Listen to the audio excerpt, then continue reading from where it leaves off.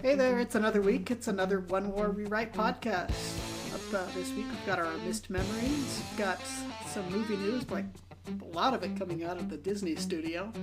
And we're going to share with you some trailer our favorite trailers where the trailer was better than the movie.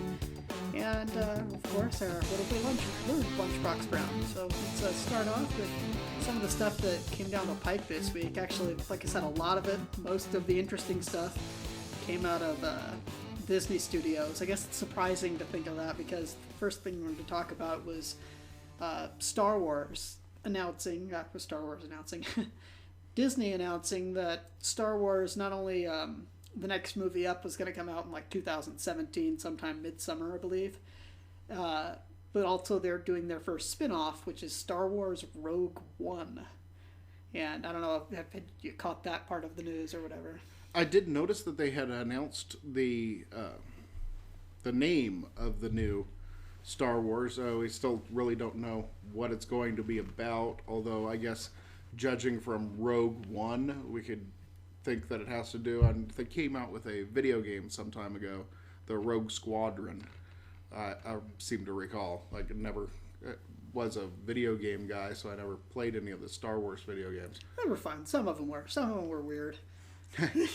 Well, weird in that, like, how do I say? There's a lot of in those old games. There was some of them had pre-rendering where you had like this really cool pre-rendered picture of like there was a Hoth ice cave one where you got to go around, but there was a lot of visuals. It was just like, okay, you turn down this tunnel, you've got your pre-rendered picture of this, and it's like after like the third or fourth time playing, like, wait a second, this isn't like really me flying around. I'm just sort of hitting left and right arrows while the little picture moves. And it's like, got better, but yeah.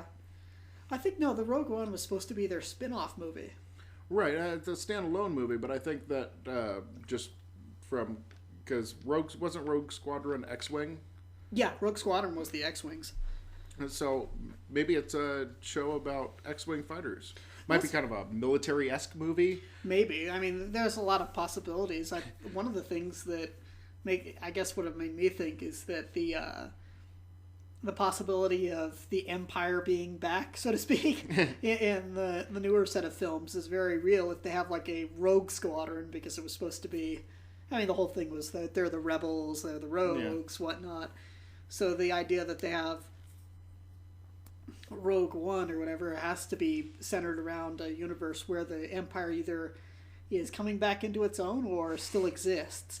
I heard some early rumors that it might involve, like, Han and Leia or the early years or something. Not them together, but, like, as younger people or something. Again, this is we're way down the pike. Everybody's at this point. It's all just rumory stuff, and I'm hoping that that's one of those things that is just 100% rumor. Yeah, and I know that they had heard rumors of a Han Solo standalone movie. Yeah, that they were going to do, but Rogue One just doesn't sound like the right title for something like that. Although there have been many bad titles before. Yeah, so I think Revenge of the Sith was the only one that kind of. Well, I think that it was kind of the harkening back to the Revenge of the Jedi. Well, yeah. You know, it was kind of supposed to be kind of a throughput for that. So they kind of, but Jedis don't get revenge. And so, but the Sith do. So they decided to Revenge of the Sith. And it kind of worked. Yeah, it's weird, too, the titling with the Star Wars movies. I mean, the original set seemed fine. A New Hope, okay, you've got A New Hope with the new Jedi, like Empire Strikes Back, that's pretty self-evident. Yeah. The Return of the Jedi, which is the Jedi making a reappearance because Luke is the start of a new set of Jedi. Yeah. And then you get to the prequels, which are like, I remember for the longest time people were like, oh, maybe it's just the working title, Phantom Menace. And I'm like, okay. And then Attack of the Clones, which everybody was just, really?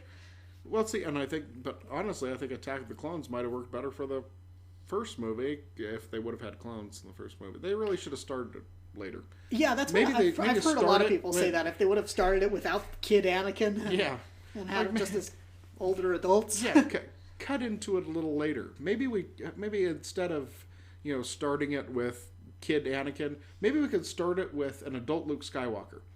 and then just move on from there. I don't think we need all this. Well, I think we're going to get with The Force Awakens, we're going to get an adult Luke Skywalker. Well, I mean, he was an adult before, but like a grown-up one. I've seen some of the... you haven't seen that many promo shots of it other than stuff that is stills from the movie for the new upcoming Star Wars film. And the only thing I'm wondering is if they're going to try to have...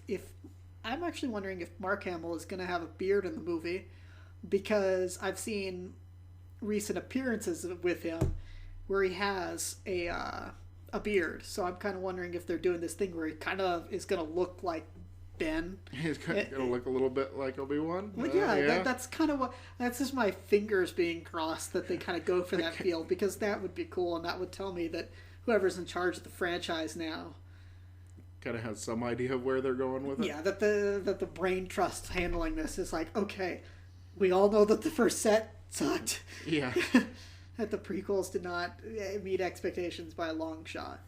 Yeah, well, because we didn't really want to see that. We wanted to see the movies after, and that's what we're finally getting. And I think promise,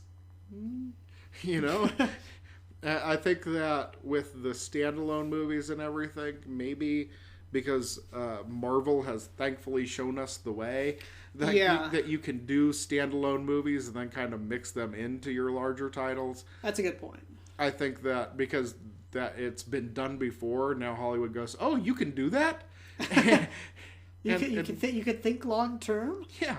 And I think, we're progressing more into that of like long story arcs and things like that, and moving into referencing very self-referential material and things like that, where it's its whole universe that has various elements that can go off and do their own side story, but still that's integrated into a larger story, which is much harder to do and to do well. I'm looking at you, DC.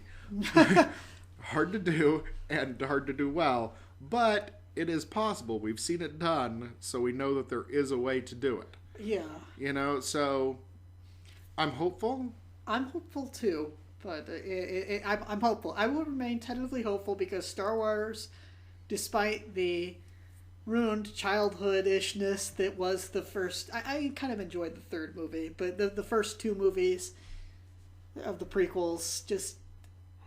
you're like, there's that part of me that's still hopeful that this will turn out well. Yeah. Since I want to do a quick sidestep here, because you had said, I'm looking at UDC with these world building things. I actually thought it was kind of funny. Found that some Warner Brother exec had thought that he had said this past week that he thought that the DC universe was better than the Marvel universe, or at least the film universe, because he thought that the DC universe that was being built was edgier. And I'm just like, how long? Why is that supposed to be a plus? When was? Well, I think because we went to edgy, because that's where the movies are going, is the dark, edgy versions of things. I don't know. I feel like wasn't Marvel always the edgy one? They were more. They had more interesting characters. Yeah, deeper characters. I like Bruce Wayne done well can be a really deep character. So can Superman if you have Christopher Reeves and do it well. I think the original set of movies. Yeah, I think that there is very much possibility there. I think that with any of the DC characters, you have the possibility of going deeper and making them more interesting people. We need to go deeper. Sorry. But the idea of that from the original comics is what I'm saying. Is that in the original comics, DC was always Superman, do-gooder, upright, symbol of the American way. Of all comic. Right, but he is such a one-dimensional character. Not if you write him well. He can be. He could be, but character. Not in the original comics. He's beat up the bad guys. Woohoo! I win. Bye bye. And I kind of there's more angst sometimes in Marvel. See, now you're getting into stuff that sounds like 90s, early 2000s terminology. Like, it has to be angsty, and it's like I don't like. If my characters go through troubles, that's fine. But if it comes across as teenage angst, Well, what is Peter Parker but teenage angst? Peter Parker is nothing Peter but... Parker unless, exists. of course, you keep on casting people who freaking look like they're in their 20s and 30s. Which Right. I know that you always cast older, but that's right. still... I mean, how old was Luke Perry on 90210? Come 80. on, it's been No. roughly that. Roughly. But no, I know you always cast older. I just think that they've made the mistake of like, okay, we're casting older, but we're casting people who look older. But well, yes. Hey, I'm a freshman. It's like, sure. This is my first day of high school. Sadly, sometimes it might be a commentary itself, but yeah. Anyway, It's true. But yeah, I think that there was a lot more of there's a lot more deep character development. Well, over the years, and certainly, I admit I am kind of going more golden age with this, but I think that traditionally, Marvel has had more complex characters than DC. yeah. Well, in the storytelling anyway. Not that there isn't potential to do more with a character, but you can't just have Superman go kill a whole bunch of people. No. Like, that just wouldn't work. There's no way you could put that No, you into a wouldn't movie. buy it, and I still it's still It wouldn't work in a movie. it wouldn't, and I still don't like. Nobody would do that. Nobody be that stupid. Yeah, which I get. Yeah, one of the number one complaints about it, like about the recent movie. Anyway, I just Heaviest of sighs. heaviest anyway. of sighs. There's, I guess, there's a part of me that says there's so much encapsulated in the comment of, "Oh, our movies are going to be edgier." It just feels like you shouldn't have to get out there and like you should be able to get out there and say, we're so excited because we have this Batman Superman movie and we're excited about the story, Yeah. without resorting to something that sounds to me like, I don't know, high school / or I'm the cool college student. I'm writing the story. It's edgy. Like, ooh, I'm cutting edge. Ooh, it just sounds like. Because we haven't used edgy since 1992. Yeah, it sounds like an executive trying to sound cooler than the competition. Right. Which just makes me grab the sides of my head and start massaging it, thinking, oh gosh, what does this mean for Batman and Superman? We've got some guy saying, we're going to be edgy. Well, I think that it's kind of because going back to Dark Knight being dark and going a bit more Frank Miller with it. Which was awesome. I loved the Batman trilogy. Loved them all. I even liked the one with Bane. That was stupid. But I don't get why that one gets so much flack. I really don't. I think, were some moments that were a little pushing the reality of it, I guess. See, that's the thing that gets me. Is just, anyway. It's a comic book movie. Get over it. Yeah, kind of. It's like, okay, so what? He's not like, well, how did he get back to Gotham so fast? Because he's Batman. It's like, well, oh sure, kicking the spine is how you fix it. He's Batman. It's just like, it's like, what more do you need? It's freaking Batman. Anyway. Right, but that's why it gets a hard time, is because the previous movies were trying to be super realistic, hyper realistic, if you will, and the third one kind of wasn't as much. I enjoyed it. It just wasn't as much realistic as, say, Batman Begins was. It may not have. It may have had Not like a that little bit Batman more. Begins was the most realistic know, film it's ever. like, It becomes a martial artist fighting in the snow. But come on. I mean, yeah. Again, it's just like I have these moments where I'm like, really, you're gonna be. I feel like it's nitpicky and kind of an elitist attitude at times to be. Yes, But the thing is the Christopher Nolan movies don't exist in the same universe as the Ben Affleck movie or the Superman Man of Steel movie. Chris Nolan's film version, they're their own universe. So whatever happens, this Batman that's going to meet Superman next year with, I can't remember what it's called, the film subtitle, Batman, Superman, let's kick each other's butts. Yeah, whatever. Something like that. It's yeah, this is it's, something like The Dark Awakens or some weird thing like that. Yeah, but yeah, some odd subtitle that just. I'm also a little on edge because it's coming out, I think, in March, which is just to me, it's like way too early. Which is way too early. So, knowing what we know about movie shows, like, I know that the summer slot has been getting pushed back and pushed back. It has. Because at first it was like that opening weekend of Memorial Day, that was when your summer season got kicked off, and then it got pushed back, and the closest I've seen people trying to push it, or farthest back, I should say, from the actual physical start of summer is earliest part of May, end of April, at the early, latest, whatever you want to call it. Yeah, but I think probably mid-May is as far back as you can really feasibly go and still call it a summer movie. Yeah, but I think for the past 2 or 3 years, you've had movies that have come out that have been big blockbusters that have started on the, like, I'd have to look it up to see what they were, but I know there have been ones that have started right off on that 2nd or 3rd of May. Yeah. And, like, this is the start of the summer movie season now is May. Yeah, except that March is Early nowhere close. March is nowhere close. That's more even... February. We're dumping a movie kind of territory. Yeah, that makes me worried. It's the shouldn't this be coming out the 4th of July? You know, yeah. Shouldn't this be like a showcase summer piece? Like we are. I mean, it's Batman, Superman. It's the movie you've been dreaming of. We're gonna release it in March. Yeah, that does not, to me, instill confidence, and I'm hoping that they say, oh, well, there's extra effects and action scenes or whatever garbage they dream up and say that they're going to put it in summer.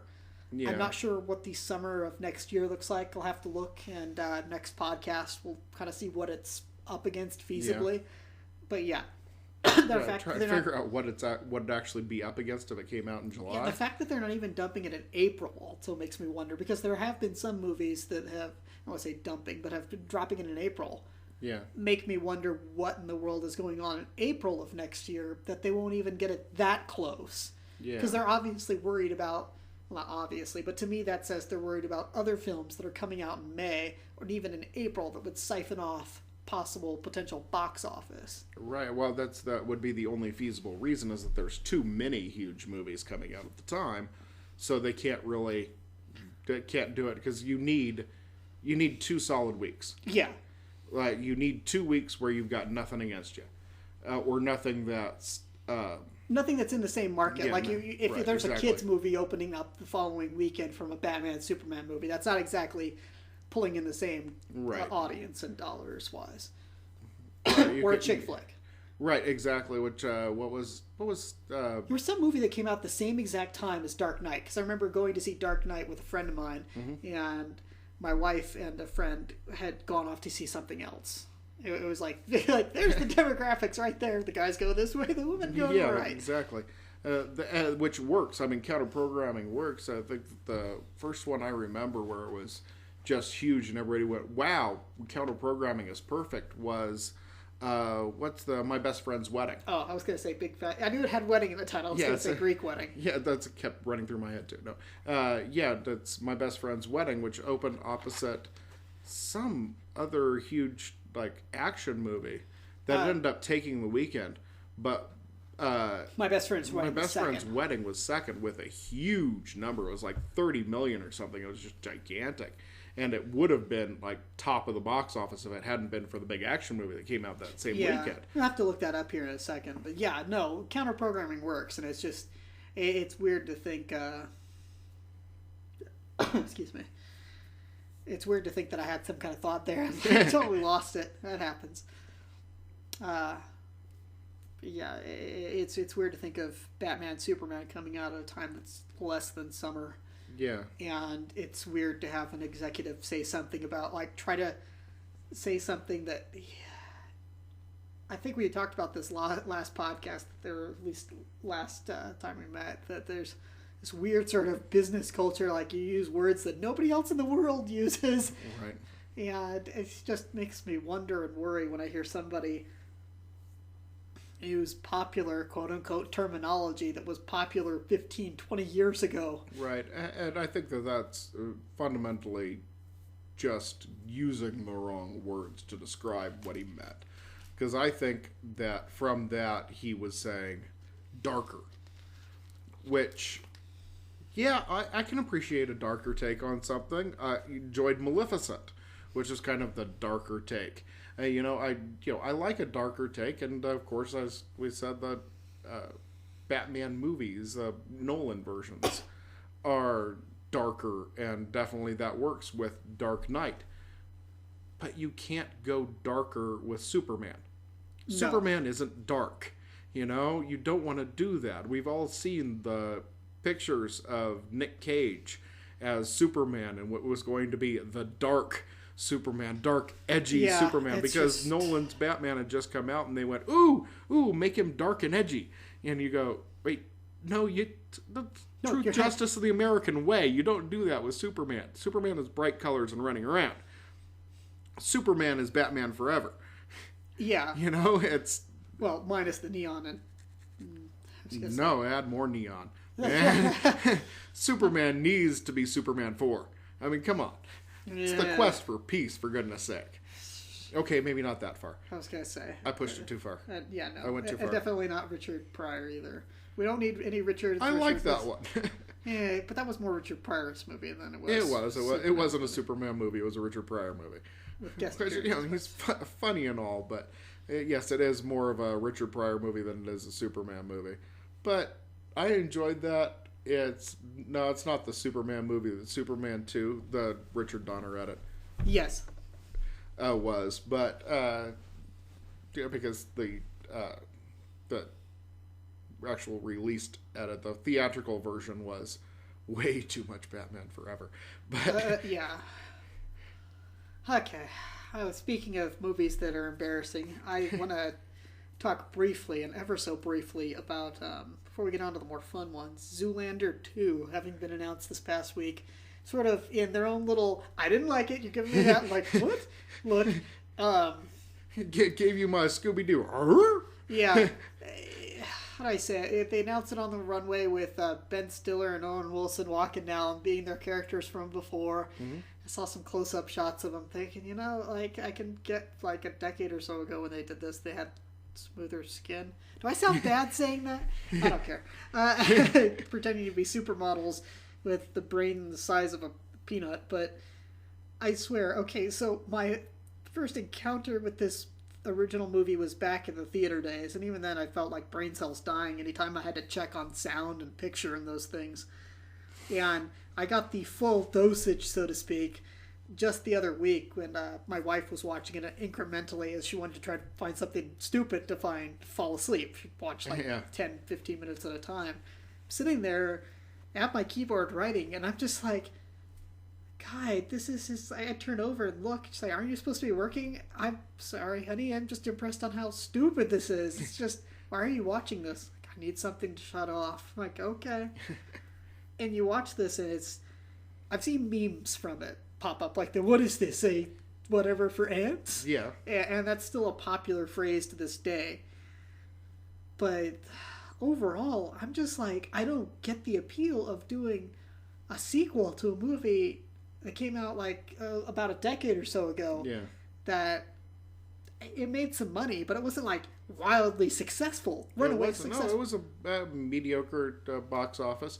I think it gained a lot of traction on video. I think it picked up a lot there. You think it got kind of a cult following? Yeah, it kind of ended up with a little bit of a cult following. Which I think is what happened with the other movie that came out a couple of years ago, Anchorman 2, which, again, like I remember working at the theater at the time thinking, this looks so oppressively stupid. Yeah. And I had friends who were, we're going to go see it, it looks so awesome. And they came out and thought, this was so stupid. Were those your friends that smoke a lot of pot? No, they went in, thinking that it was going to be funny. No, I think they went in with the stupid impression that Will Ferrell is actually funny. I'm sorry. I've never found his... He can be.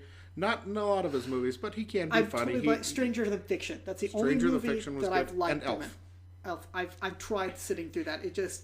Elf was funny. Well, it's got Bob Newhart, and I love Bob Newhart. I like Bob Newhart. I'm sorry. I find Will Ferrell's brand of like, I'm hitting myself with a hammer. Oh my gosh, what's happening? Oh, this hurts. It's like, you find that kind of cute and funny when a 5-year-old does it, but you're like, okay, honey, stop.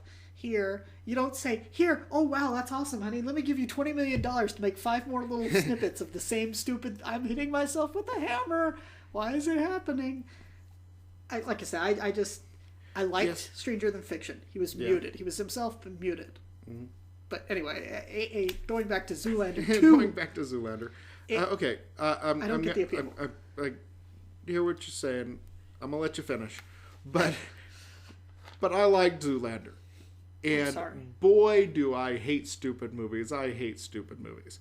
And I hate movies with stupid people doing stupid things because stupid people doing stupid things isn't funny. Unless it's Three Stooges. Three Stooges is smart stupid, though, in my opinion. No, see, I never was a big fan of the Stooges. You're no man to me, then. I much more Marx Brothers kind of guy. Marx Brothers is funny, but that's also funny. That's a totally different kind of humor. Slapstick just never was my thing. Never was into the low humor. Okay. But I do have to, because the stupid people doing stupid things is what you expect them to do. Yeah. You expect stupid people to do stupid things. Why would you laugh at that? You laugh because you're surprised by something benign. So your college professor, spouting out obscenities in the middle of class. I think a case of Tourette's all the time. You laugh because it's benign, but you go, whoa, that surprised me. Yeah. That's funny. But if you have some, 5-year-old child walk in, just screaming obscenities, you go, honey, no. What's wrong with that kid? Don't say that. Yeah, you 5-year-olds don't swear. Please it's not, stop. Not funny. Cute. It's not funny. It's not cute. It's not funny. Yeah. Stop it. So, yes, stupid people doing stupid things I never found particularly funny. But I like Zoolander, and maybe that's just like characters being characters and doing what you expect them to. You enjoy seeing.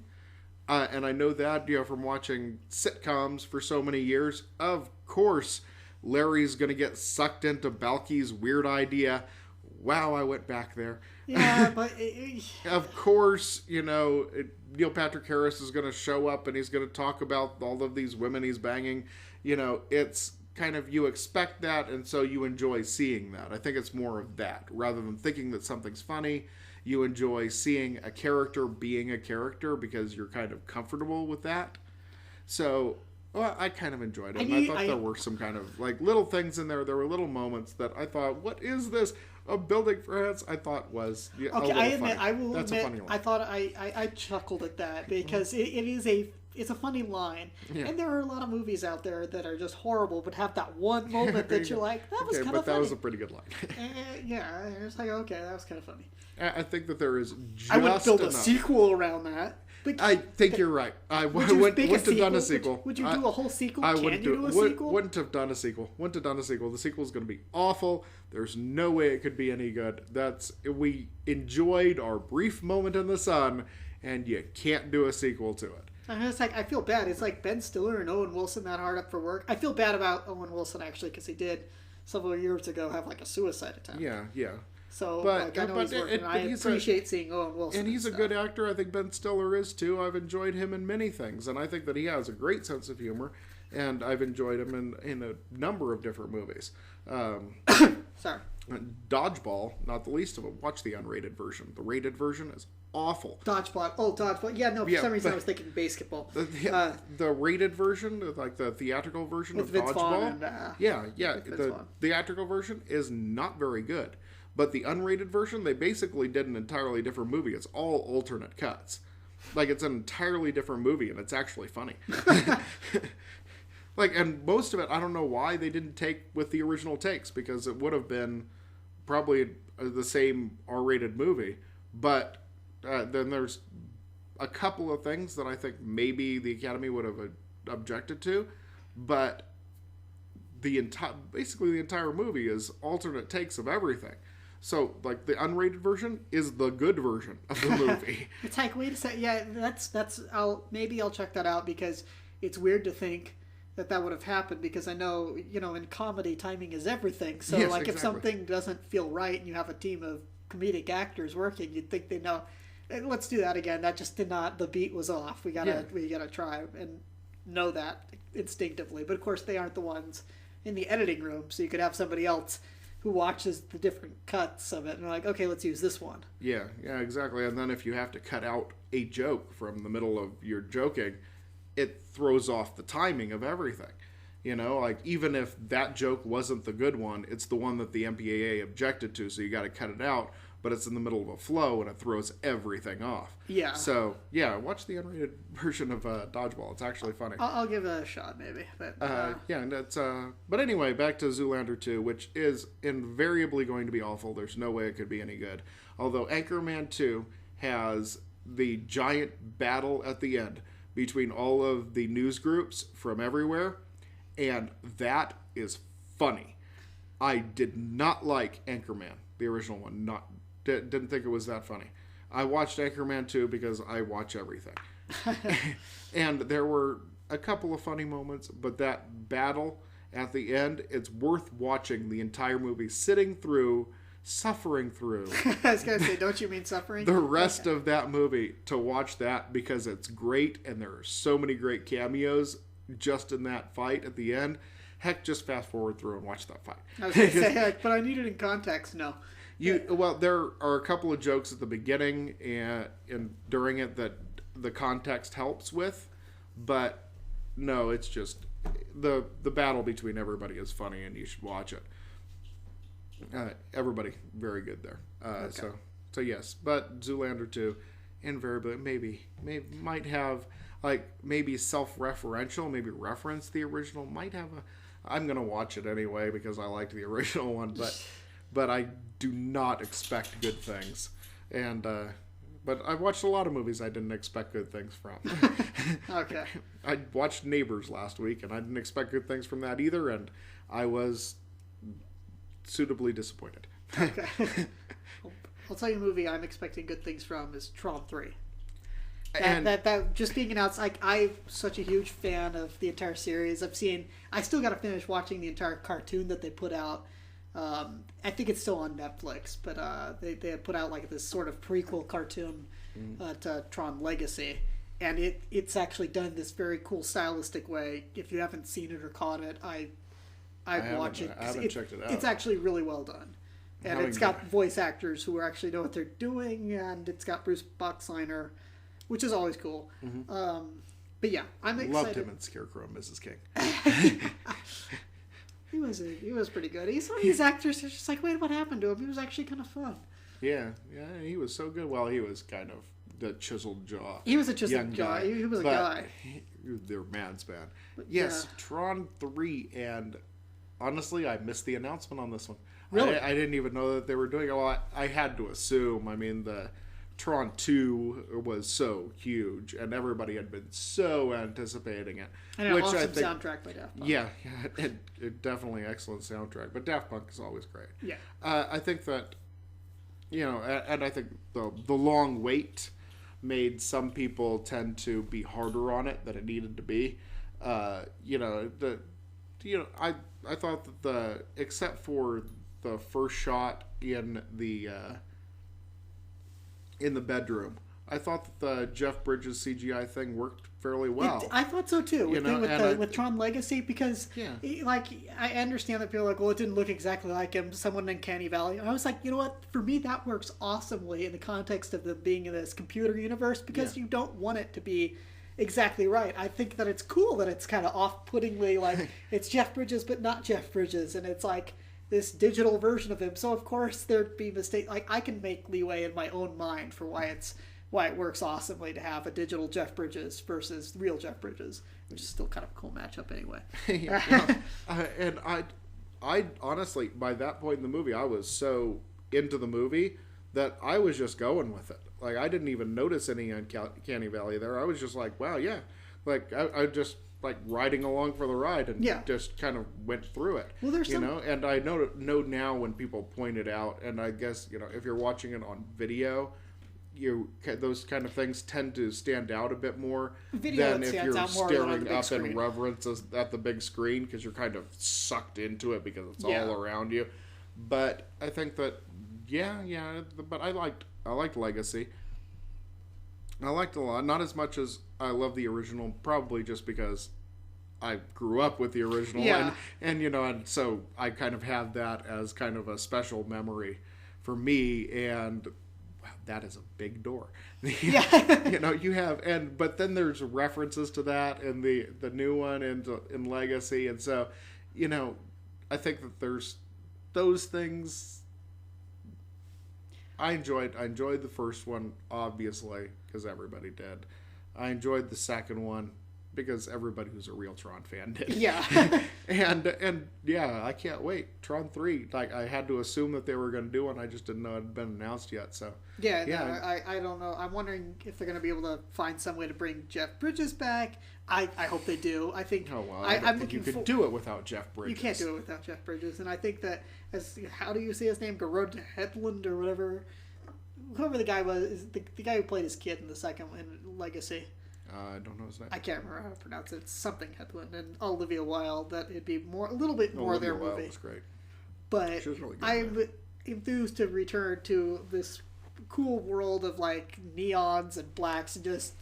It's one of these few worlds that I've seen as a kid that I felt it translated awesomely to the upgraded version, if you will, in the second movie. And I know there are haters out there like, oh, plot, blah. It's just like there are movies that ask little of you and expect you to shell out mounds of cash to go see them.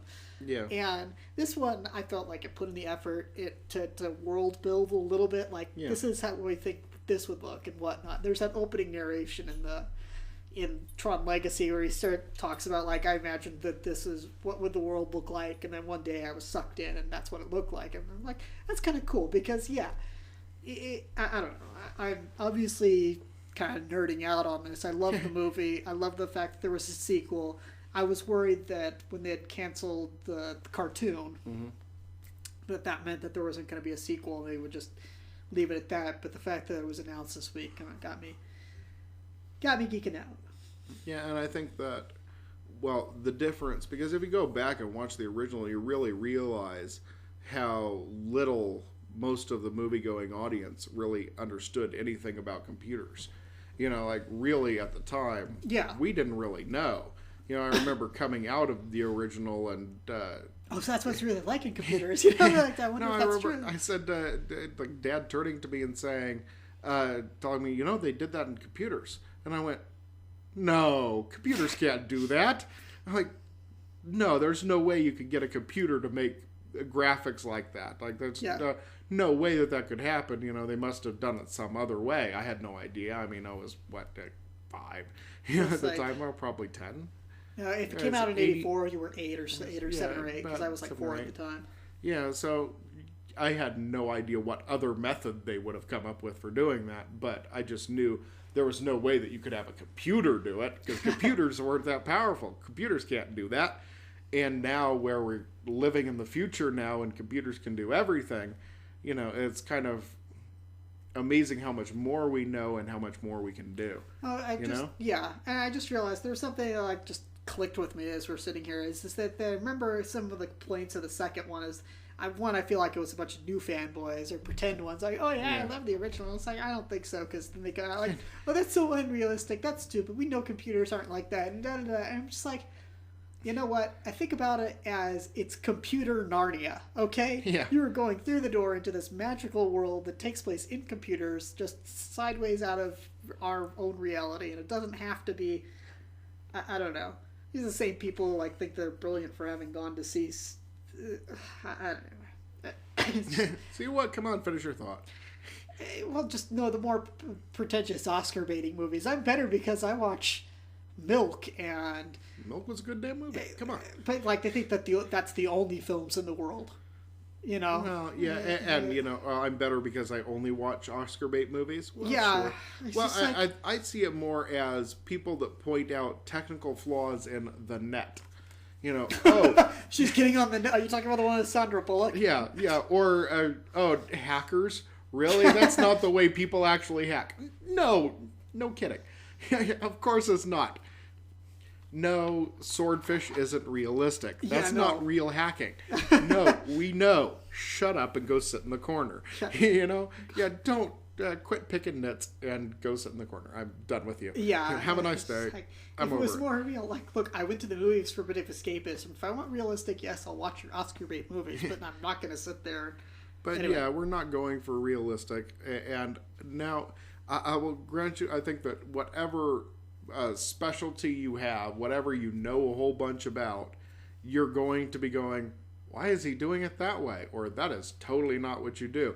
You know, if I watched a movie about somebody being a projectionist and they didn't know how to thread the movie right, or they didn't thread the movie right, or it showed the threading the movie as just dropping the film down through the top of the projector and then it started playing, I'd be like, whoa, wait, what are you doing? So on It's that gonna get level, punched at the end. I know what happened. Yeah. I can, on that level, I can understand if it's something that you know tons about and they don't do it right. Of course, you're going to be like, what the heck are they doing? But I think for the most part, the general public doesn't need to know that that's not the right way to do it. And I think that is true. Because I have seen Suzanne laugh at something. I can't remember what it was. Maybe it was something on Smallville or something else. It was something she enjoys, where she was laughing about it. It's like, what's up? And she's like, oh, it's just like the physics of what they're doing is just totally impossible. If you ask anybody, like, it's laughably stupid. I'm like, really? And it's like, yeah, you can't.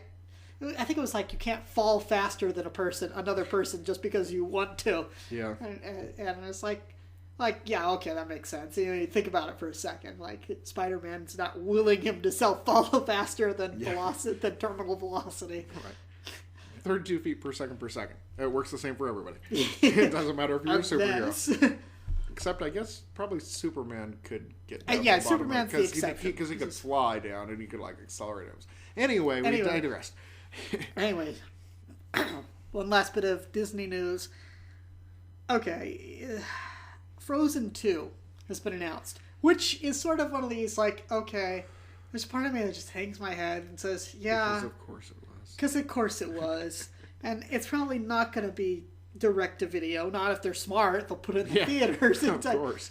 But it's just like, I have not seen the movie. I have no interest in seeing the movie. Like, within a week of the movie having come out, I had already heard, like, a lot of the song, the infamous Let It Go song, or at least that Let It Go refrain, the refrain, more times than I could possibly care to imagine. Mm-hmm. It was like, I'm thinking of that scene from Jurassic Park, and now you're selling it. Now you're selling it. It's like, now you're selling it. Or merchandising, because it is like, holy cow, so much in the public conscience within like a couple of years of having come out. Yeah, it was. That it's gone. I don't know. For me, it's a bit it's borderline obscene. It's everywhere. I'm just like, it just became so huge for no good reason. No, it has a good reason. It's the first Disney princess movie since they made the attempt with Princess and the Frog. Yeah, Princess and the Frog. But it's the first big Disney princess movie that's come out in a while. Well, true. And it's the first. Nobody. I don't want to say nobody, but Brave was a misfire. Okay. I loved Brave, but it did not connect. It was not full of the merchandising potential. It did not get the merchandising takeoff that they were expecting, and it didn't have like a big. It really kick. Should have. Yeah, I thought Brave was way better than. Brave was Brother Bear 2 again. Only this time it's the mom. Well. Brother Bear 3, because they made a direct-to-video sequel, because whoever was in charge of Disney at the time couldn't get enough of, how about we turn them into a bear? No, this time it's going to work. No, trust me, this time instead of the brother, we'll make it the mom. Sorry, it's I have seen Frozen, even though I'm not the one with a daughter. Aubrey is like a year and a half, and Lord willing, I will never let her. Actually, I know that princessdom is sort of something just... It's happens. Inevitable. It's inevitable. But if I can so keep much her... part of the zeitgeist, you're gonna. She'll start with DuckTales. She will start with Chip and Dale's Rescue Rangers. She will start watching The Right Stuff first. All right. But I know princessdom is inevitable. But at this point, you feel like Frozen's just seeping in through the walls. Even the hamper my little girl has like Frozen branding on it, because it was the only thing we could find in the right size. But yeah, maybe that's part of the reason I find it obnoxious. It's just like, we couldn't just get like a plain white hamper. No, they don't make them like that. They have brands on them. Merchandising. Sorry. I did I enjoyed Frozen. It was all right, but way overblown, way too much. And I think that's part of our culture now. I think that we are in the internet time, where all the internets. It's all the internets, tubes going everywhere. That now something catches hold a little bit, and then people take it, and people take it, people take it, people take it. The next thing you know, people are singing Let It Go in their car with the camera going, and everybody in the car is singing Let It Go. And YouTube, everybody does it, and they get daughter. 1 billion hits off of it. And because the last guy got 1 billion hits, then maybe you'll get 500,000 hits, and maybe the next person will get 10,000. And you can get some hits by singing Let It Go in the car, so you post another video of it, and next thing you know, that's a thing that people are doing. But the big downside of the internet time is then we start going, wow, I'm sick of that. Make it go away now. Make it go. Make it go. Yes, exactly. Yes, we're all amused by Friday in the morning, but by that afternoon, we're done with it because we've seen 100 parodies in the last hour and it's over. I think that things progress so fast now that by the time... I think Friday's a different kind of thing, but I get what you mean. Things go fast. But yeah, yes, and certainly the viral thing is definitely a different thing that goes faster than, say your standard movie release schedule. But at the same time, it's been done to death, and we are so over it now that by the time they actually get Frozen 2 out, I think that everybody's going to go, oh, okay, Frozen 2. You think by the time it comes out, people will be more like it should have been a director video release. They should have just done a quick and dirty straight-to-video version, and everybody would have bought it for their kids, and they would have made $1 billion. But because they went big budget and tried to release it in theaters, nobody cared. Because I think by then, it'll be way too over. You think by then it'll have burned itself out? Yeah. That's possible. I sit here, and I'm already burned out on it, and I've never seen the movie, and there's part of me, like I said, that rebelliously just doesn't want to. I saw not Rapunzel, whatever it was called, Untangled. I saw Untangled, and I enjoyed it. It had some really great animation in there, some stuff with like the king dad crying that was just like, wow, man, that really hurts. Yeah. That was well done. So I don't doubt that Frozen, the original, not the one that's coming out, has great stuff like that too, but I'm sitting there, and I expect, he says, with fingers crossed, that the fandom will be burnt out on it by that time. But you never know. I do think that because this is the first mega success Disney princess movie, and that was like, they said they weren't going to make more Disney princesses a few years ago. Why? Because why would you stop printing money? We don't like money anymore. That's like, why wouldn't you acquire freaking Star Wars? Of course they're going to acquire Star Wars when it's up for sale. It's like exactly. Disney. Anyway, but if they found a franchise that's printing money, then they're obviously going to go for it. And kudos to them for having landed another thing like that and done, from what I understand, again, never seeing the movie, I know a lot about this, that they took the classic Ice Princess story and changed it from like having hers the villain to hers the good guy, and boom, now we have like a Disney princess. Hans Christian Andersen, wasn't it? Yeah, which again, they've done this too before, where they take something that's traditionally like a sad, dreary ending. Yeah. Like Little Mermaid, and suddenly, poof. No, she doesn't go join the clouds. She gets her prince in the end. Yeah, exactly. Well, that's kind of what they do, is take depressing stories and make them... Yeah, but I would say, if anything, the Frozen 2 thing is a little sad because it feels like it should be just in my bones. I feel like it should have been a direct video, but the fact that they're doing it this way is, hey, they've got a cash cow. Yeah, so. Well, that's what you do. I mean, hey, if you could print money, keep printing. Yeah, it's like, keep those presses rolling. I need another 5,000 Frozen dolls. Yeah, exactly. All right, so we've got a segment here called TGFV, Thank God for Video. It's movies that you might have missed that have either just come out or just came out like 30 years ago, but movies that we feel that you should have seen by now and that you should go pick up on video, or I guess DVD now, or Blu-ray, or whatever your Laserdisc of choice happens to be. Or Netflix or Hulu or Netflix, Amazon Hulu. Video. There's so many choices, but yes, something you've missed and you should go check it out. Okay, now this is one that it's going to be a little weird because it's a popular one, but I've got the impression that people my age may not have seen it. So I know this is one you guys have seen. Mine is Patton, starring George C. Scott. I know it sounds weird, but I have to confess I didn't see this movie until I was in my 20s. And it was one of those movies I'd heard about over the years. You'd see bits of it channel surfing, and I'd sit down, try to watch it, and just like have something else going on, so I'd just flip past it. And I'd also had this false impression that it was going to be too dryly acted, not paced the way I'd want. And I was happy when I actually sat down and watched it to find out how wrong I was. But I mean, like, if you've seen like this parodied so many times with people doing with the classic standing in front of the flag thing, where you've got the guy in the military garb and he gives a speech and such that parodies those first few minutes in the actual movie. And when I actually watched it for the first time in a film class a while back, I was like, wow, this is actually really good. I need to watch this. And I don't know, you hear the term tour de force, that's like what you think. Yeah. You see George C. Scott as Patton. He is Patton. Granted, I think the real Patton had like kind of a nasally voice. If I've seen clips, he didn't have that kind of...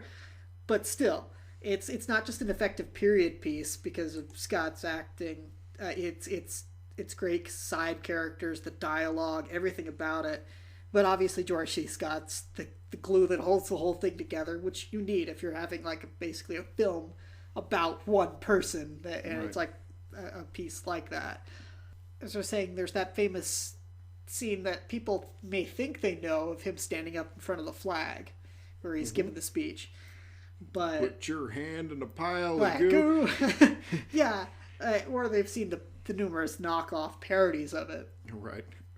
Innumerable parodies of it, which I've seen more parodies of that before I'd actually seen the whole movie all the way through than I'd actually. It's one of these big cultural things. But there's a scene in it that I want to just highlight really quick, which was there's a scene in the movie where there's this like train of tanks, trucks, vehicles, military that that's trying to get to the front lines, and they're suddenly bunched up and stuck, and they're stuck.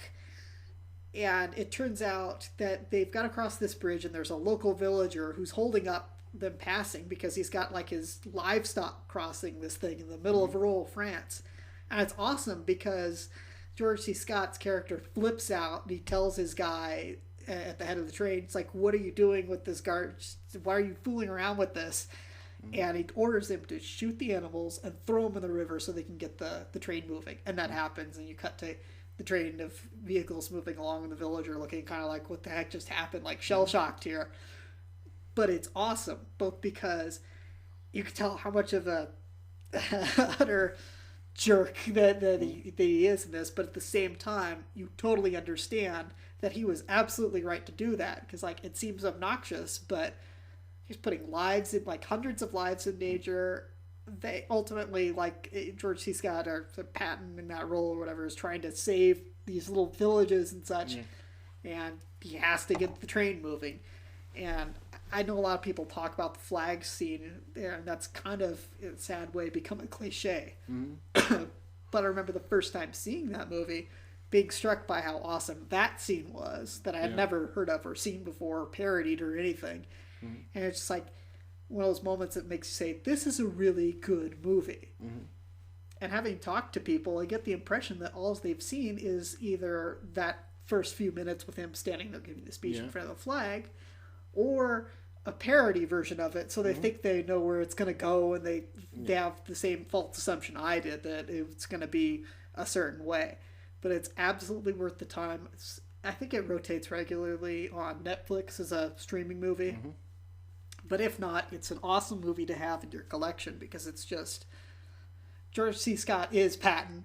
I mean, didn't you win an award for that? Yeah, he did. Was he sitting at home watching hockey or something? And they awarded it to him, too. Yeah, because he didn't think he was going to get it. So he didn't think he was going to get it. He thought the whole award thing was whatever. But but yeah, it's fantastic. And like I said, I could be wrong in this, but I'm under the assumption that there's a lot of people out there like me who either think they wouldn't enjoy it or like, oh yeah, it's one of those classics, I'll get around to it. It's like, make the time, go see Patton. I like, wish it was in a theater. I say it like, go see Patton. But see it, it's worth your time. It's long. It's one of the longer old Hollywood movies, but it's good. It's worth the time. Yeah. It's just incredible. So yes, and I have to admit, out of the 5,000 and something movies that I've seen, Patton is not one of them. Really, I have seen the entire flag piece that you mentioned. Is stick your hand in a pile of goo, and everybody knows that. Well, or at least they should at least know that. It used to be your best friend's. Yes, we all. And it's become so iconic. But I don't really like war movies, so I kind of shied away from it because I don't like war movies much.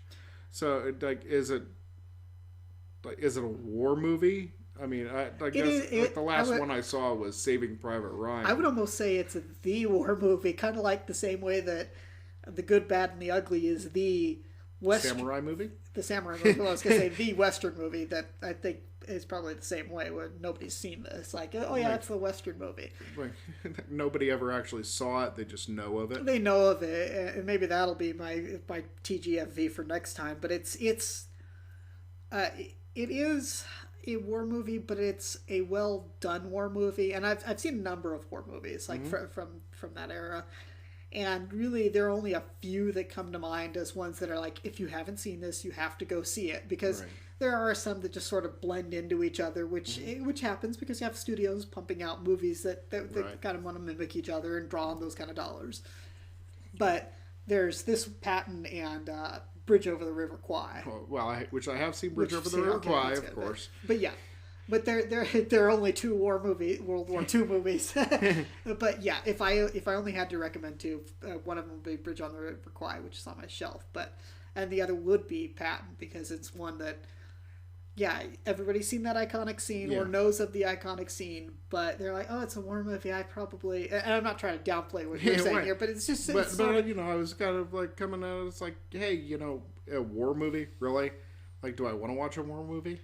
You are watching a war movie, but you're also watching a George C. Scott movie as well. Fair enough. George C. Scott, incredible actor. I'll give him that. George C. Scott was an incredible actor. It's like, even if you don't like war movies... He was great in Patton. He was great in Patton. Wait. But yeah, that's my TGFV. What's yours?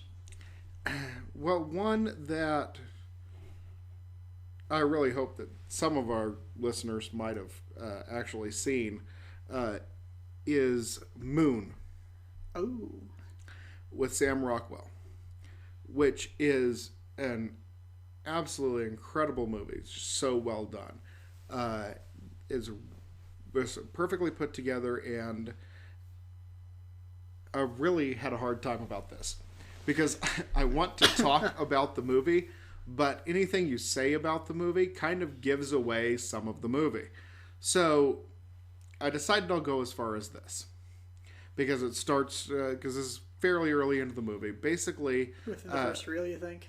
Is what? Within the first reel, you think? Yeah, I think within the first reel. Okay. So basically, Sam Rockwell plays a guy who's sent out to harvest moon rocks.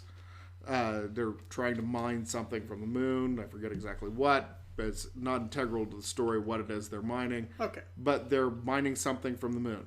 And so he's up there by himself on a moon base with his computer that he's has his conversations with. And he goes out to go check on the piping or whatever. And ends up falling in a moon crater, hits his head.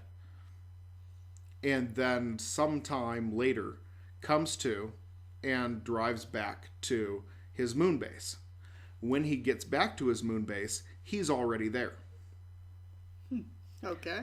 So runs into himself back at the moon base. So he ends up, having conversations with himself and talking to himself about various things and talking to the computer about what's going on, which is not really making it sound exciting, but it's the interplay. It's how good Sam Rockwell is that he is acting with himself and you totally forget that he's not twins. Yeah, certainly the technology has gotten good enough that we can have two of the same person in the room at the same time and not really notice that it's not Haley Mills. Yeah, it's not Haley Mills. Let's and get together. Yeah, exactly. Like we've gotten far enough beyond that it actually looks realistic. But it's beyond that. His performance with himself is just so absolutely perfect that it's seamless. And I was watching some of the behind the scenes and things, and they were talking about how he had remembered exactly how he had delivered all of his dialogue from the other side. And so he's talking to himself, remembering everything that he said and the way that he said it, and interjecting at the right points, but also stepping on himself a little bit as he's talking over himself, because it's just so perfectly acted. And we all know how great Sam Rockwell is from Confessions of a Dangerous Mind. I was going to say from the other one, from Galaxy Quest. Galaxy Quest, certainly. Number 5. Exactly. And so many others. Even Hitchhiker's Guide to the Galaxy, which wasn't that great of a movie, but he was great in there. I mean, seriously, it's not nearly as good as the BBC miniseries. No. But he was great in there, and he's always great, like everything I've seen him in. And really makes everything work. But just his interplay with himself is beyond what I've seen with many actors. I was going to say ever seen, but I have seen some incredible performances. But just the ability to act against yourself when yourself isn't there to play against is just something so far beyond. And the story is interesting. And they're just a lot of fun to watch. And I think that what the most telling thing about it is, well, for me anyway, is that they showed a cut of the movie early on to Kevin Spacey. I guess was a friend of somebody and wanted to see it. And so he ended up watching it. And he watched the movie and loved the movie so much that he insisted that he be in the movie. And, well, the movie is Sam Rockwell and Sam Rockwell. So Kevin Spacey plays the computer that he talks to in the movie.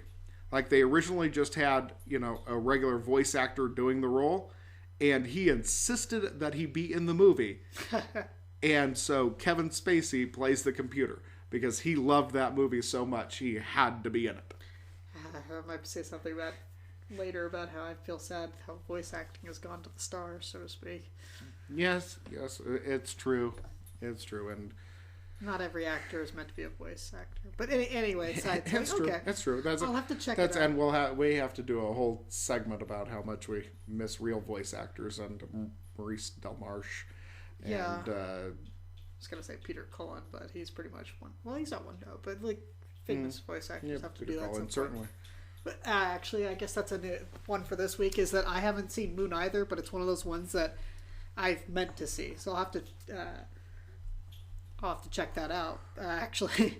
It really is phenomenal. You'll actually be really impressed with the performance in it. So, trailer was better than the movie. What trailer do you have for us this week? That's where the movie you saw it, expectations were high, and the movie was not. Okay. So I'm going this week with House of 1,000 Corpses. Sorry. I know horror movie is cheating a little bit because they tend to just throw the bits that might be interesting in the trailers. Interesting choice of words. Anyway. And so often, horror movies, well, pretty much all horror movies are awful. Yes. And just not scary, not interesting. I'm betting you're going to say it's because of who was behind the brainchild behind it. Well, yeah. Well, but it wasn't Rob Zombie's fault. I'm going to say that. I don't believe that the movie was that bad because of Rob Zombie. And actually, that's part of why I was looking forward to it. See? Is that Rob Zombie was directing it. And it had like a lot of frenetic and woo, like crazy things happening in the trailer. And I'm like, ooh, we're going to get to see all this fleshed out. And we're going to have a really interesting story. And it's going to be great. And there's a couple of moments in the movie that are kind of, interesting, where you have, this guy at the counter before they go in. There's a couple of things in there that were fun and a little creepy and woo. But I saw the trailer and kept reading about the movie. I was really hardcore into following all of the entertainment news at the time.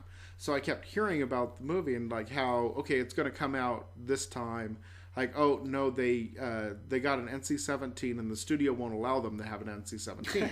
It has to be released as an R-rated movie. Yeah. So they had to cut it. So they ended up pushing back the release date so they could cut it down to try and, get that R rating. And so the studio took it back, and I guess Rob didn't have final cut because... Well, that was a bad call on his part. I didn't know that part. Because they cut out apparently big chunks of the movie. Because when you watch the movie, it doesn't make any sense at all. It jumps from here to here, and you're like, wait, what's happening? Who's that guy? What's up? What is this? And you're like, I'm missing and apparently they cut like an hour out of the movie. Like originally it was like 2.5 hours long, and they cut it down to an hour and a half and just cut. Well, that's because you're butter zone for the horror movies. At least that's what you expect. Yeah, you expect to see an hour and a half. And you kind of want, and probably, he was trying to make this big, epic horror movie for all time. And really, I really wish that he would have put out the director's cut on video. Like, I really want to see the NC-17 version because I'm sure that it's scary and creepy as hell and would probably make you be digging through the back of the couch if you were watching it, because you get that sense from watching the movie of like, there is so much here that I'm not seeing that would be really creepy and scary and freaky. But it's not here, and why did you kill the movie? And I think that's, well, as my understanding of it is that the studio killed it, chopped out all the good bits, and so it ends up being... There's all this interesting wordplay for a horror movie, but yes, they chopped it up. It was just oozing a lot. Yeah, just oozed all over. Yeah, but that's, and I think that I don't blame Rob Zombie. I blame him for some of the later movies that he did. It was Halloween that he did. Yeah. That showed so much promise too, but that one wasn't that bad. It wasn't nearly as bad as House of 1,000 Corpses, and I've heard Devil's Rejects is very good, and I haven't got a chance to see it, so I'll have to check that one out. But House of 1,000 Corpses got chopped to death, so to speak. See, okay, now it's funny because I remember seeing it, and I don't like horror movies really, and I do remember being slightly intrigued because Rob Zombie was behind it, and it was kind of one of those like, that's interesting. Maybe this guy will actually have an idea, because he seems kind of a freak himself, on how to do this in an intriguing way, because that's sort of his wheelhouse. I had not heard, though, that he did not get final cut, which, again, horror movie jokes. But that seems really dumb. Of course, it might have been first-time director mistake. I think that was his first film, yeah. Okay, first-time mistakes, but yeah. Well, nobody gets first cut except Steven Spielberg. Nobody gets first or final cut. Final cut, rather. Yes. Yeah, but no, that's. Yeah, I can only imagine if you go from almost 3 hours to an hour and a half, which again I think is the butter zone for movies like that. True, and that's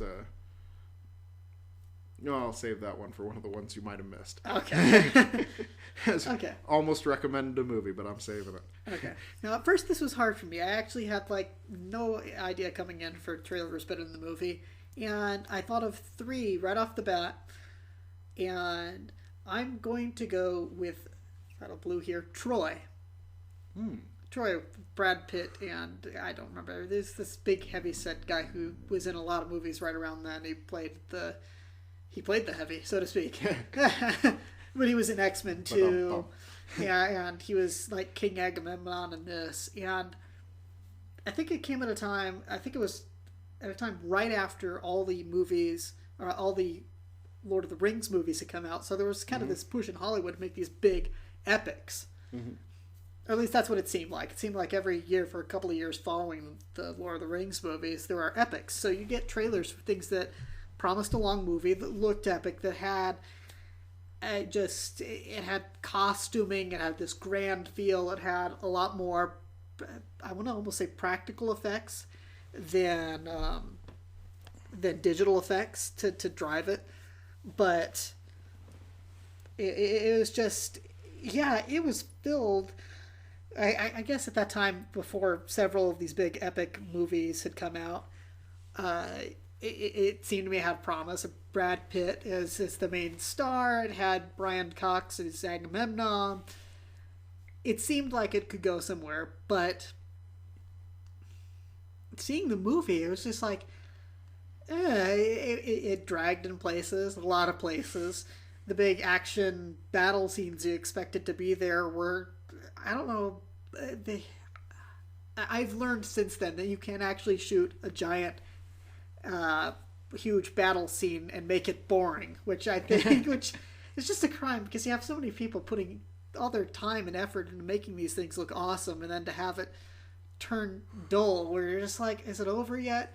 For me, as a fan of action films, that was a huge letdown. But again, they had this build up. It was one of these movies that first come out after the Lord of the Rings trilogy, and I don't know, there were so many misfires with it to me.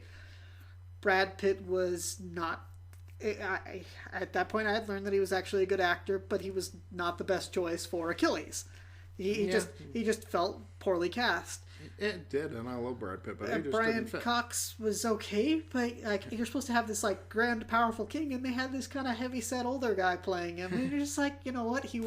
Brian Cox worked fine as the bad guy in X-Men 2, and as the bad guy in Bourne Identity 2, or what, I can't remember, the Bourne Supremacy. Yeah, and of course as Hannibal Lecter, one of his best roles. Hannibal Lecter? In Manhunter. In Manhunter, okay. But yeah, it just, the action scenes were dull. Brad Pitt seemed miscast, and to like slightly get into weirder territory here, not weird, but what I felt was weird at the time. How do I say it? There's politics sometimes ruin movies for me, okay? It doesn't necessarily have to be that I go in not knowing it, but I felt slightly sucker punched because there was this really bizarre exchange between Brian Cox and Brad Pitt's characters in the movie, and it was obviously supposed to be alluding to the war that was going over in Iraq, and it's like that gag I said earlier about like nobody in the 1800s says, "Quick, grab me my digital camcorder, I gotta film this." It was jarringly out of place. It's like if you wanted to make a parallel, you needed to start that off from the beginning, not suddenly put it in this little exchange and have it look like, oh, see, we're trying to do a parallel here. Right. Aren't we clever? It's like, no, you're not. You're like, you just totally ruined the pacing of the movie. And now I think of this scene and how much it's like you could have chopped that and not lost anything from the movie. Yeah. But yeah, it was dull action, bad miscasting, trying to act like it was politically relevant and just being jarring. And you just said that not working, sure. Yeah, it's like, how do I say it? Like there was Prince of Persia, it come out several years after that too, and they had this like, see, we're misled about the weapons being here. It's just like, holy cow! Like you just totally like in the last ruined the movie. That was awful in the first place. It was awful in the first place. Miscasting, just horrible. Again, miscasting, but it was. Which we kind of knew watching the trailer that one was going to be awful. That wasn't a surprise. It's going to be. There's only one good video game movie in the world so far, and that would be Mortal Kombat. That's correct. On this one, I'm going to have to go with exactly the opposite of my opinion on my pick of House of Thousand Corpses. I think that in this case, it's entirely the fault of the director. Oh, for Troy? For Troy, yes. I think that this is entirely the fault of the director. I think that Wolfgang Petersen made one good movie. Always one of those people. Yeah. And everybody loved Das Boot. Das Boot is one of the best movies ever. Claustrophobic and just like nails you every time. Remember to not nod, but yeah, one of the best submarine type movies. Yeah, incredibly great. And how much hope did you have for, what was it? It's U-561? Something like that? I liked U-571. 571? I own U-571. It's one of my favorite movies. Probably because I remember seeing the movie from theater. The sound is incredible. The sound design was great on that. Yes, I will agree with that.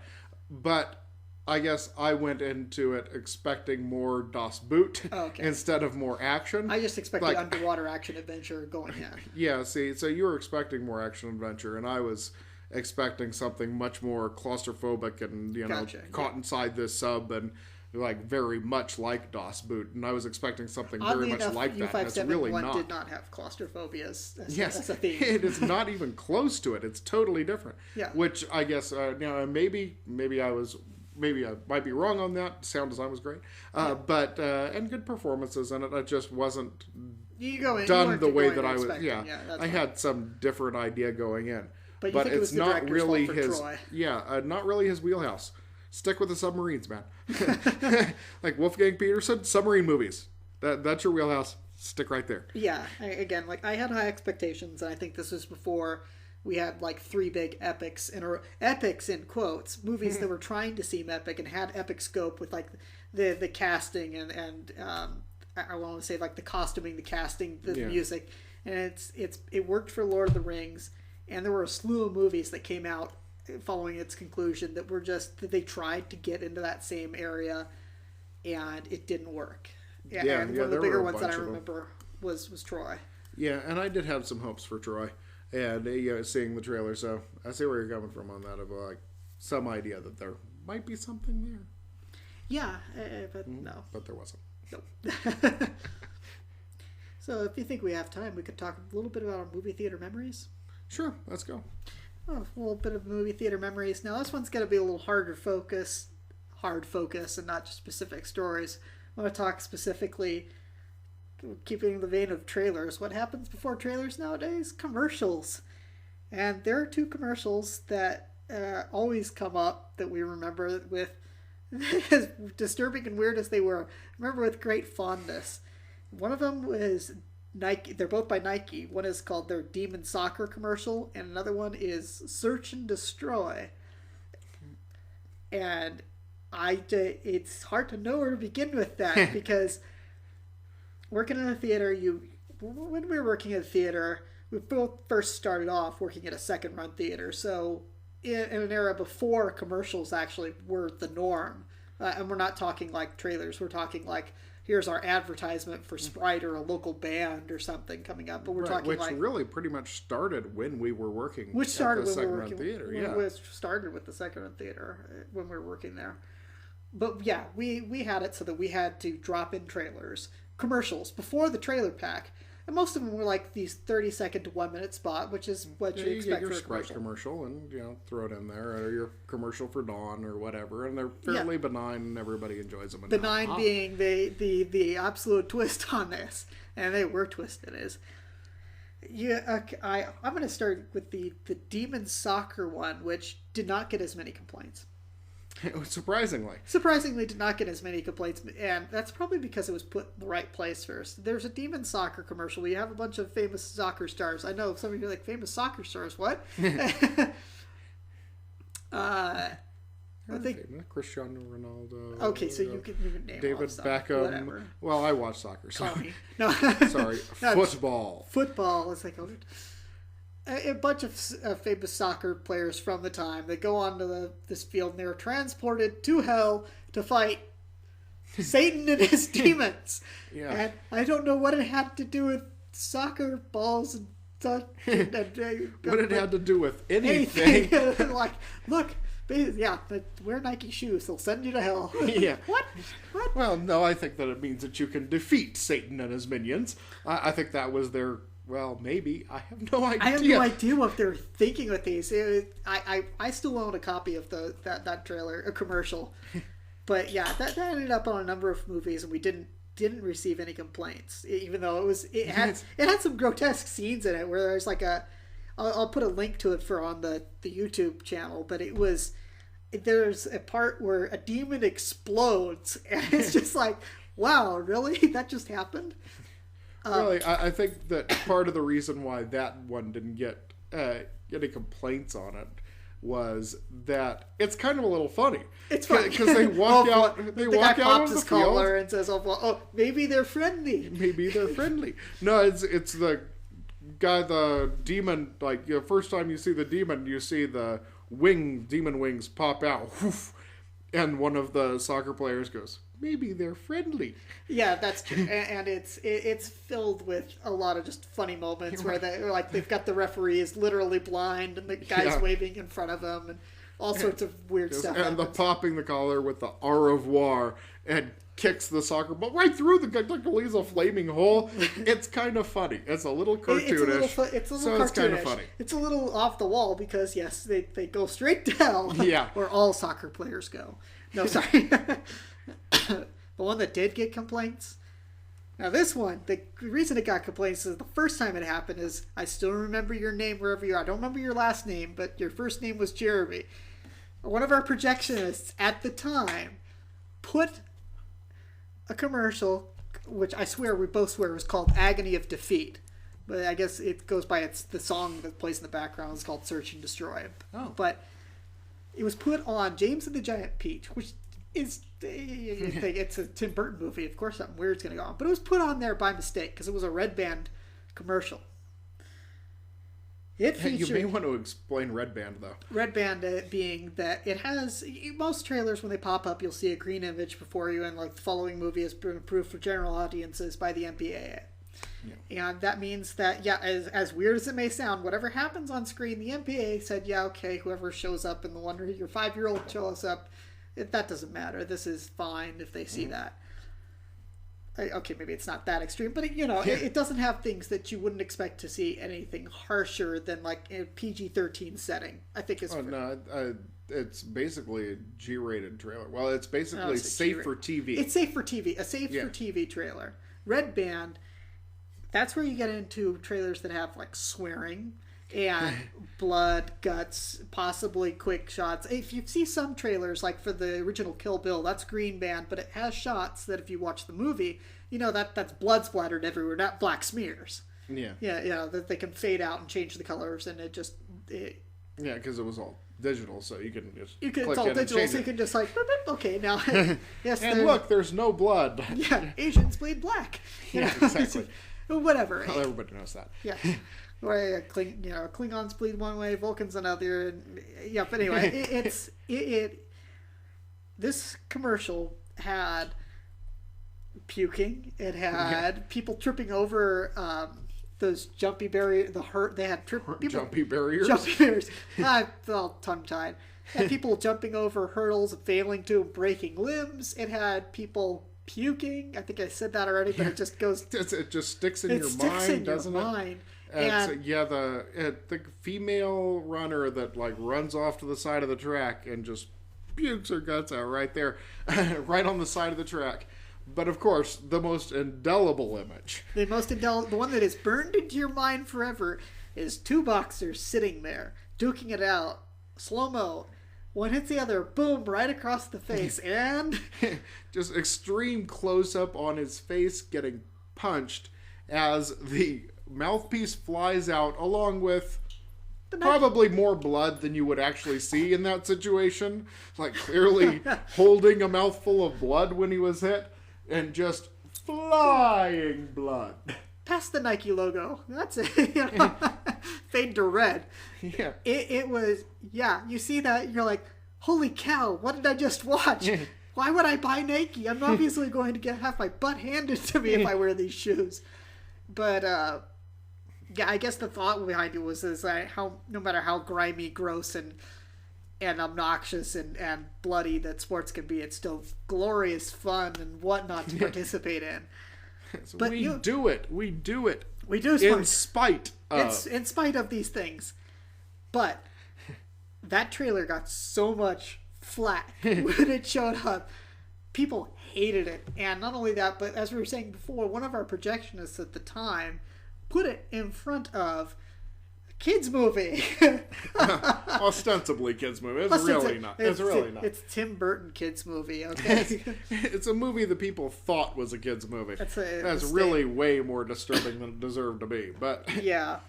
But still, like, you have a room full of kids on a Saturday morning, and suddenly you have moms coming out, "What are you showing my children?" "I don't know."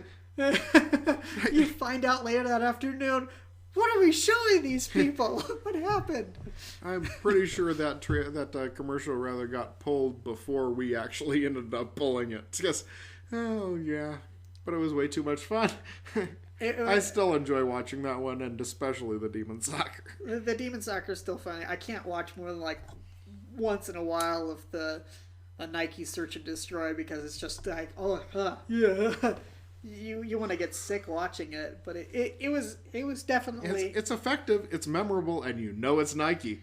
And isn't that really the point? I guess. Remember the name. Still, we're working at a second-run theater, and people are plopping on the wrong things. It's like when you work at a theater, you have a labeling system for a reason. This is flat. This is scope. This is the version that, this is the way it needs to be projected on the screen. And some movie theaters are even so sticklers that they want things sent back rather than just disposed of. But yeah, I remember I carted that around for a while and used that. I don't want to say back in the days of film, because it was only like 5 years ago when a lot of theaters had film still. You'd have to have like a black leader of some sort on some films, and some films you'd have like a threader film as you threaded it through the projector. And I remember throwing that the Search and Destroy trailer as a gag before the GM watched. I think that it was. I want to say it was Gladiator. Because we had like a canceled show in the afternoon, and he had some time, and he was like, "Well, we have to preview this print anyway because we're getting in like 4 prints of Gladiator, so let's get one of them out because it's almost a 3-hour film." So I thought it'd be funny to drop that. He's like, "Yeah, exactly, Chewy." I was like, "What was that?" I said, "No, that's not an actual commercial. That thing's like," at that point when I dropped it in, it was like already 5 or 6 years old. I'd just been carrying around, thought it'd be funny. He's like, "Make sure that gets pulled." So I yanked it off beforehand. And as a funny follow-up to that, I had set it aside, and somebody else, another projectionist, accidentally put that on. Oh. It wasn't anything as bad as the first big mistake when that commercial was shown before a kids' movie, which ostensibly was a kids' movie, but they had thrown it on something, and then I got a little bit of grief for it because it ended up actually playing on something, and people complained then too, which really goes to show the staying power of this thing. It was a little disturbing. It was disturbing, and like I said, I'll post the link to it. It was memorable. I would only recommend watching it once. Period. I don't mean like once in a while. I mean once. It will stay with you. You watch it once and you get the impression you got it.